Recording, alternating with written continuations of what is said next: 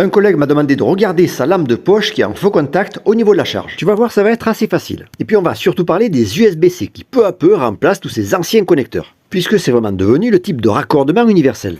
De base, il est censé avoir 24 broches. Et là, tu vas me dire, t'as vu ça où? J'en ai jamais vu autant. Et t'as raison parce qu'elles sont souvent très simplifiées par les constructeurs. Sur cette carte de charge pour lampe, par exemple, il n'y en a que 6. GND, VBus, CC et pareil de l'autre côté.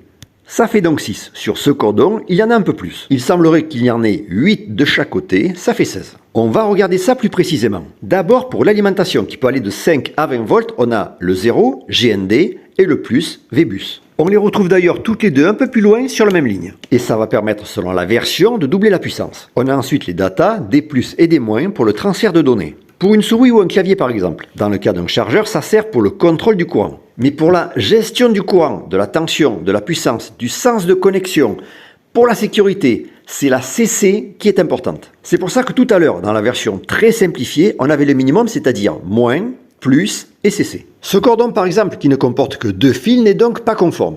Ensuite, TX et RX, c'est aussi pour le transport de données, comme des moins et des plus. Sauf qu'elles ne sont pas utilisées dans la version 2.0, mais dans la version 3, 3.0, 3.1 ou 3.2. Avec des plus des moins, donc version 2, on peut aller jusqu'à 480 mégabits seconde. Avec TX et RX, donc T comme transmission, R comme réception. Donc quand on est dans la version 3, là on peut aller jusqu'à 5, 10, voire même 20 gigabits par seconde. C'est ce qui différencie entre autres la version 2 de la version 3. Et puis dans la 3, il y a aussi les broches suivantes. Les signaux vidéo et audio sont transmis par RX et TX car c'est du numérique. Dans les rares cas où ça sera de l'analogique, alors on passera par SBU. Ça c'est quand même surtout pour les fans de son analogique. Et là tu vas me dire, mais pourquoi on retrouve la même chose de l'autre côté? Eh bien justement parce que l'avantage entre autres du USB-C, c'est qu'on peut inverser la position du connecteur. Les broches sont positionnées par effet miroir. Si tu as d'autres questions, n'hésite pas, en attendant on va continuer la réparation. On va devoir d'abord dévisser la partie supérieure, puis ces 2 petites vis. Ça va permettre d'enlever les 2 caches opposées, côté charge et interrupteur. On peut alors extraire la carte et voir ce qui se passe au niveau du connecteur soudé sur la carte.